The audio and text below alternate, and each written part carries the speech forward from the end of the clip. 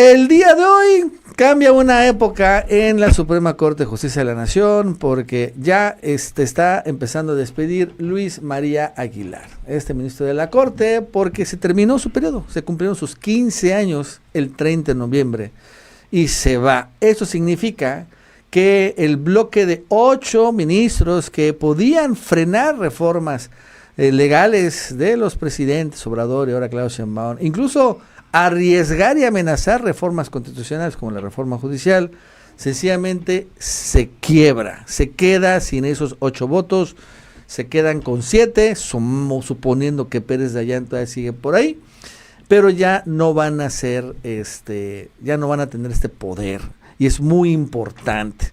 Ya se conjura pues la amenaza de frenar por alguna circunstancia, por alguna legalillada, no solo la reforma del Poder Judicial, sino, por ejemplo, la desaparición de órganos autónomos que se va a aprobar el día de hoy en la Cámara de Senadores, o tal vez otras reformas constitucionales como esta reforma energética que también fue aprobada.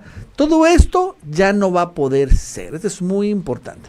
Ayer, en la segunda sala donde se despachaba a Luis María Aguilar, de esta manera fue despedido. Vamos a verlo.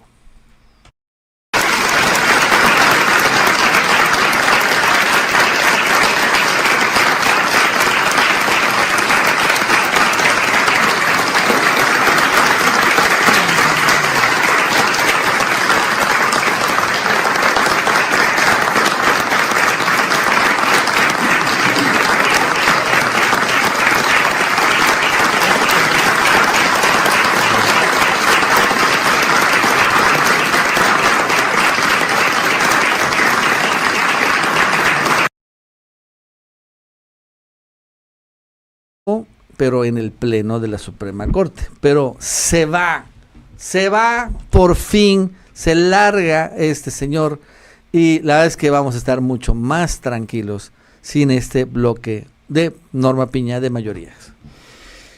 Sí, son buenas noticias. Fíjate que ayer que pues ya se confirma el final de este cártel de la toga, entre comillas, ¿no? Porque sobre todo ya no van a tener los 8 votos para frenar leyes constitucionales y leyes secundarias.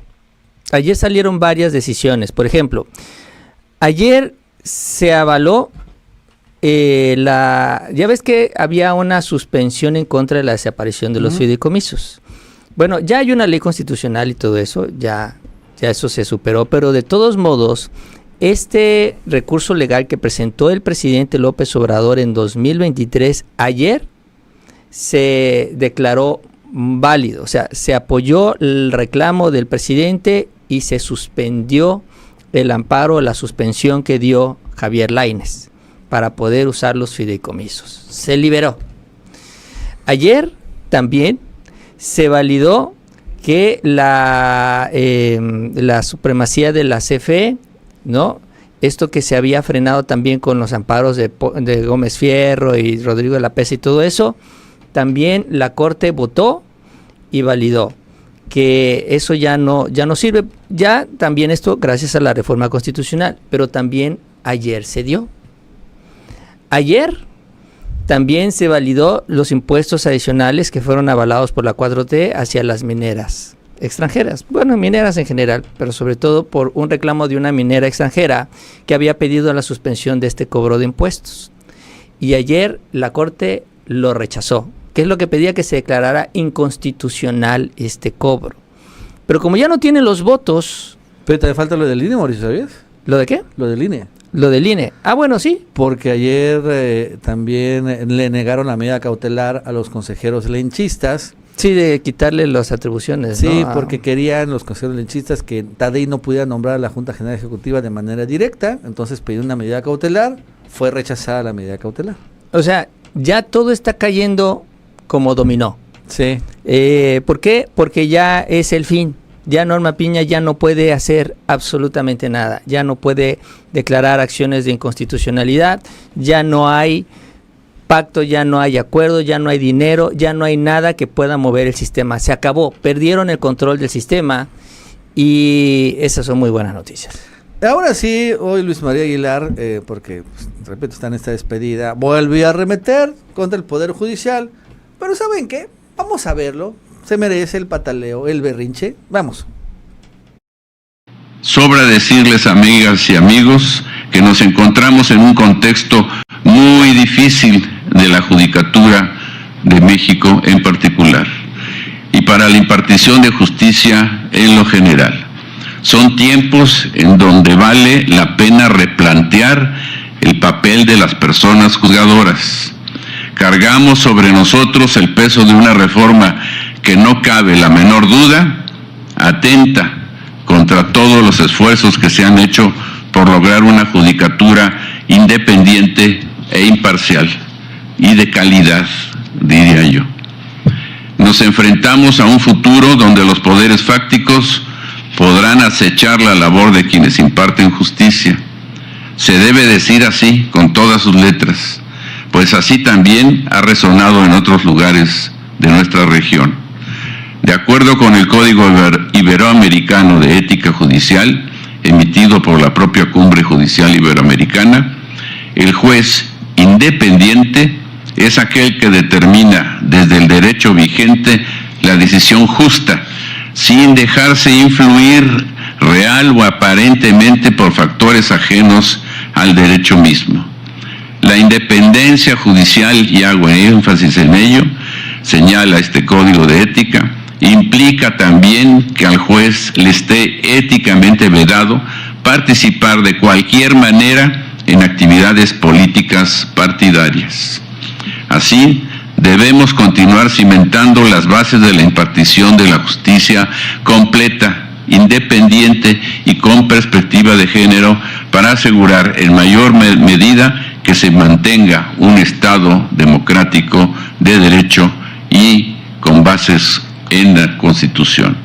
Los vientos de cambio soplarán y pondrán a prueba estos cimientos. Yo espero que no suceda lo que algunos, quizá con un sentido pesimista, estamos advirtiendo. Espero que no, desde luego, por el bien de México y de todos los mexicanos.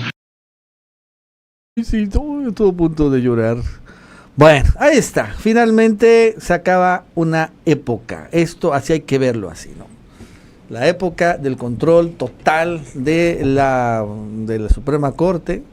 Este personaje, acuérdense que también, y pues lo que pasé ayer, Mauricio, se va Luis María Aguilar, que finalmente es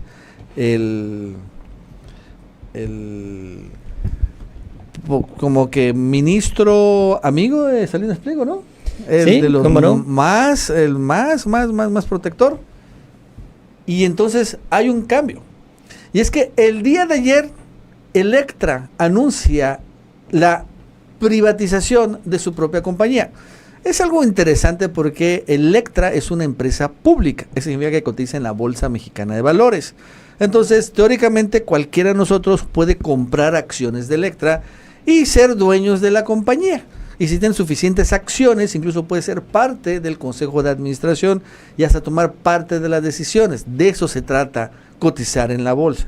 El problema es que Electra tiene tantos problemas financieros, tiene obviamente juicios de pendientes del SAT que estarían resolviéndose en los próximos días o semanas, que ha tomado la decisión como la que tomó Elon Musk con Twitter, ¿no? Recomprar las acciones, deslistarla de la Bolsa Mexicana de Valores y de esa manera privatizarla, o más bien dicho, no hacerla pública, porque bueno, finalmente Electra no es una empresa pública del Estado, ¿no? Pero bueno, vamos a llamarla así. Entonces, este es un movimiento financiero súper interesante que lo que va a evitar, lo que quiere evitar es dar la información. Porque ya si no es una empresa pública, entonces Electra ya no tiene que dar a conocer sus ingresos, sus gastos, sus utilidades, incluso ya tampoco tiene que tener calificaciones de inversionistas, de calificadores, ya no tiene que hacer nada, realmente puede hacer lo que quieran, de eso se trata. Pero sí es un movimiento obviamente arriesgado, porque también se queda sin financiamiento, que es lo que se consigue a través de la Bolsa Mexicana de Valores. Se consigue financiamiento, inversionistas, dinero efectivo. Ahora pues se va a quedar con sus propios medios y en dado caso si necesita financiamiento tendrían que ser un préstamo directamente a su propio banco o algo así. pero a una tasa mucho más alta. Es un movimiento muy arriesgado, Mauricio, ¿cómo la ves? Es que son varios factores. Salinas se está preparando para el futuro de Electra y el futuro de Electra no es muy promisorio. De entrada tiene este pleito allá en Europa en donde dejó como colaterales acciones de Electra. Y incluso también por eso es que él buscó, y ese es mi punto de vista, la suspensión de las cotizaciones de Electra en la Bolsa Mexicana de Valores, porque él salió y dijo a la bolsa, oye, hay un fraude con mis acciones, detengan, ya dejen de comerciar las acciones. Entonces nadie podía comprar ni vender acciones en la Bolsa de Valores. Y es que él pidió crédito, no lo quiere pagar y dejó como colaterales acciones de Electra. Ese es punto número 1. Si no se pueden vender las acciones, entonces pues no se las pueden quitar. Punto número 2. El hecho de que se viene, es casi un hecho que Electra va a tener que pagar varios miles de millones de impuestos. ¿Cuánto es que toca? Somos 20 y tantos mil millones, ¿no? En el juicio que está pendiente. Como, o sea, en total entonces, son como 60 mil millones. En total. Pero de lo que va a salir ahorita son como 35 mil, 36 mil millones. Entonces, es casi un hecho que eso lo va a tener que pagar. O sea, y ya no se ve por dónde. Ya todas las instancias las ha perdido. Ya vimos, se va Luis María Aguilar, ya no están los 8 votos, ya vienen los nuevos ministros. Es decir, ya pierde él también esta atracción. Y el hecho de tener que pagar esto, obviamente, genera que su empresa se deprecie. ¿Qué es lo que se va a dar cuando se dé la noticia de que ya está firme este cobro y se tiene que pagar? Las acciones de Electra van hacia el suelo, de por sí han estado cayendo, van a caer todavía más. Entonces, yo no sé cómo funciona exactamente, pero no dudo que al tener las acciones tan baratas, esto, pues, obviamente pone en riesgo ¿qué se puede decir? La composición accionaria de Electra.